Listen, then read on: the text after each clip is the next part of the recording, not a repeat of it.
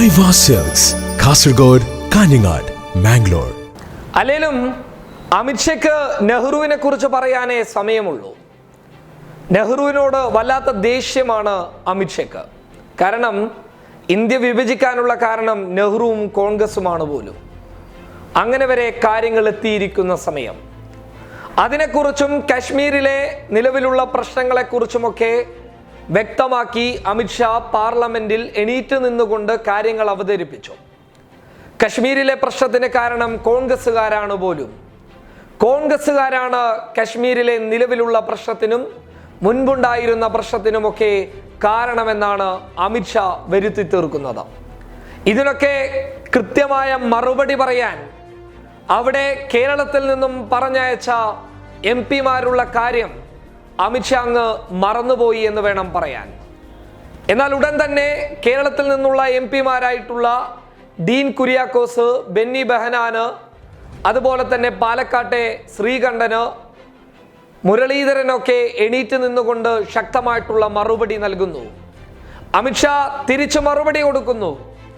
ഞാൻ പറയട്ടെ, നിങ്ങൾ അവിടെ മിണ്ടാതിരിക്കുക എന്ന് പറഞ്ഞുകൊണ്ട് ആക്രോശിച്ചുകൊണ്ട് അമിത്ഷാ വലിയ കയ്യടിക്കുള്ള ഒരു സ്കോപ്പ് ഉണ്ടാക്കാൻ വേണ്ടി അവരെ നിലക്ക് നിർത്താൻ വേണ്ടി ശ്രമിക്കുന്നു. ഒടുവിൽ അമിത്ഷയെ ഇവർ നിലക്ക് നിർത്തുന്ന ഒരവസ്ഥയാണ് പാർലമെന്റിലെ ആ ദൃശ്യങ്ങൾ നമുക്ക് സമ്മാനിച്ചിട്ടുള്ളത്. ഒടുവിൽ ഗത്യന്തരമില്ലാതെ അമിത്ഷാ അവിടെ ഇരുന്നു പോകുന്ന ഒരു സാഹചര്യം വരെ അവിടെ ഉണ്ടാക്കിയെടുക്കാൻ വേണ്ടിയിട്ട് കേരളത്തിലെ എം പിമാർക്ക് സാധിച്ചു എന്നുള്ളതാണ്. സ്പീക്കർ ആവട്ടെ കൃത്യമായി പറഞ്ഞു കഴിഞ്ഞാൽ ഭരണപക്ഷത്തോട് കൂറുപുലർത്തി എല്ലാം കൊണ്ടും നിൽക്കുന്ന ഒരു വലിയ സാഹചര്യവും ആ ദൃശ്യത്തിലൂടെ നമുക്ക് കാണാൻ വേണ്ടി സാധിക്കുന്നുണ്ട്. യാതൊരു സംശയം വേണ്ട. സ്പീക്കർ അമിത്ഷയ്ക്ക് അനുകൂലമായിട്ട് പറയുന്ന സാഹചര്യം.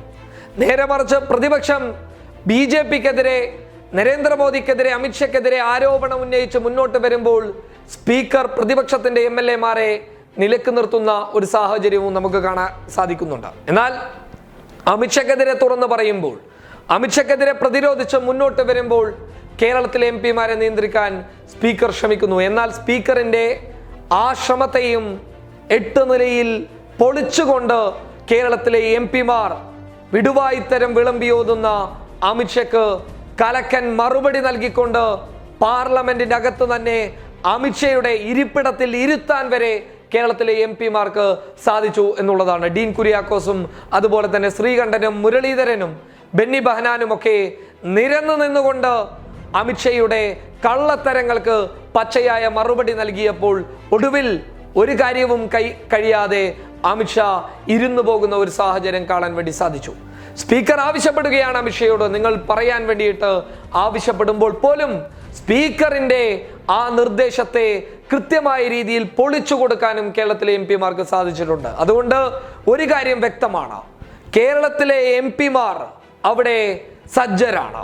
കേരളത്തിലെ എം പിമാർ ഭരണപക്ഷത്തിന്റെ എല്ലാവിധ പദ്ധതികളെയും പാർലമെന്റിന്റെ അകത്ത് പൊളിച്ചെടുക്കാനുള്ള ഒരു വലിയ ഒരു പദ്ധതി തന്നെ അവിടെയുണ്ട്. കാരണം ജനങ്ങൾക്ക് ഉപദ്രവമാകുന്ന വളിച്ചൊടിച്ച കഥകളുമായി മുന്നോട്ട് വരുമ്പോൾ എല്ലാ തരത്തിലും അതിനെ പ്രതിരോധിക്കാൻ കെൽപ്പുള്ളവരാണ്, തൻ്റെ ഇടമുള്ളവരാണ് കേരളത്തിലെ എം പിമാർ എന്നുള്ള കാര്യത്തിൽ യാതൊരു സംശയം വേണ്ട.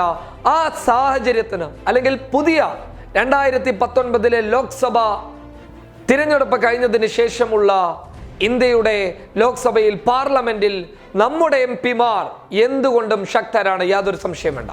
അതിന് ഉദാഹരണങ്ങൾ ഓരോന്നോരോന്നായി നമുക്ക് മുന്നിൽ വരുന്നുണ്ട്.